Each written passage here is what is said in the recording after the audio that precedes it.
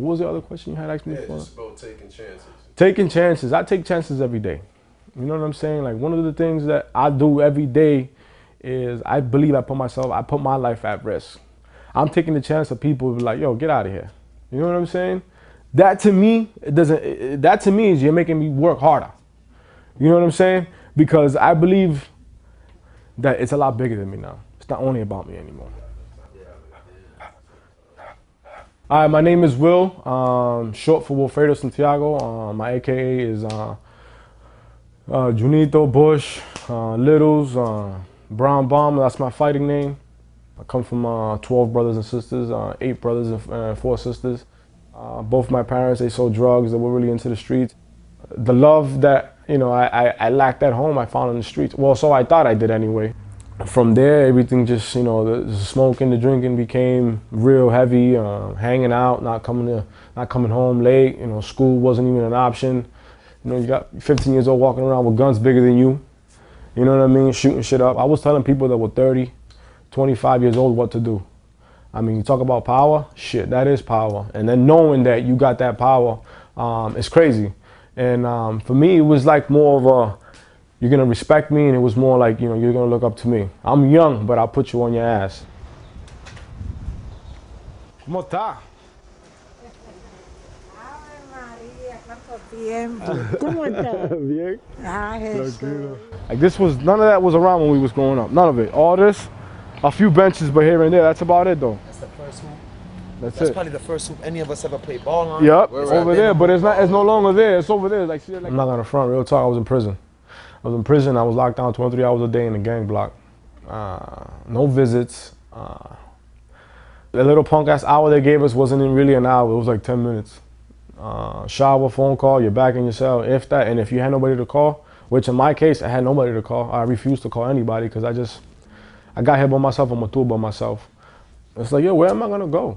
You know what I mean? Here I am, a young kid in prison, you know, locked up with a bunch of lifers, locked up with kids my age and they ain't never coming home. Doing 50 years.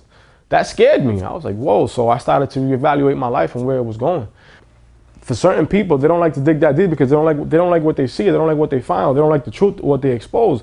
But for me, it was like I had to. I figured, yo, you know, this is what I want to do. I want to change myself, but I gotta fucking know where my anger comes from. I gotta know why we were struggling. I gotta know why we was brought up the way we was brought up. I want to know these things because I think by you knowing that and finding that out, I think you become more humble and you become more grateful in life. And then I started to actually understand the struggle and understand, you know what I mean, how precious life is and how grateful you are just to be walking, just to be alive. And that for me, I can say did it. 212 was a friend of ours that died when one day we was on, like, we used to go to Merrimack and swim. Okay. And one day there's like a little island, so we had to swim there. So he swam there and then he jumped. Right? Am I wrong? And then there was like a rope that you have that, you know, to jump into the river.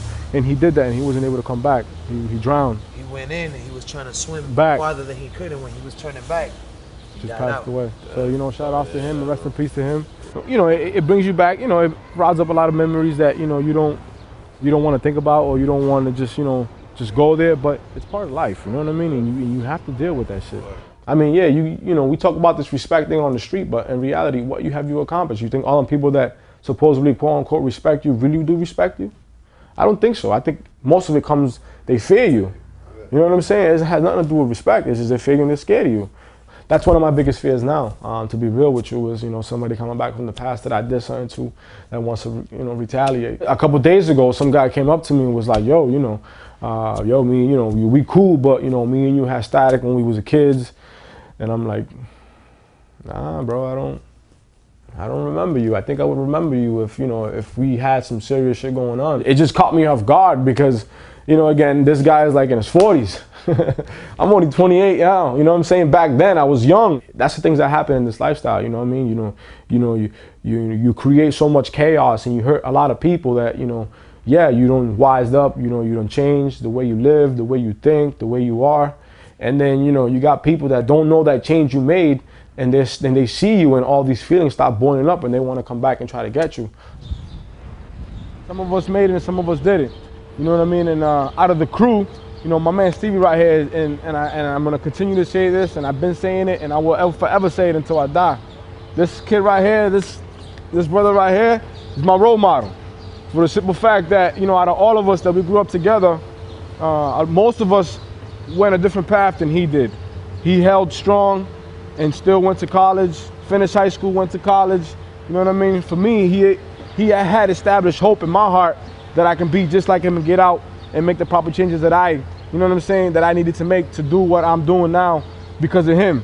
So I hope, you know, pretty much, like I said, I'm gonna continue and forever say that he is my role model and he is the reason why, you know, I'm doing what I'm doing, because if he can do it, it made me believe that I could do it.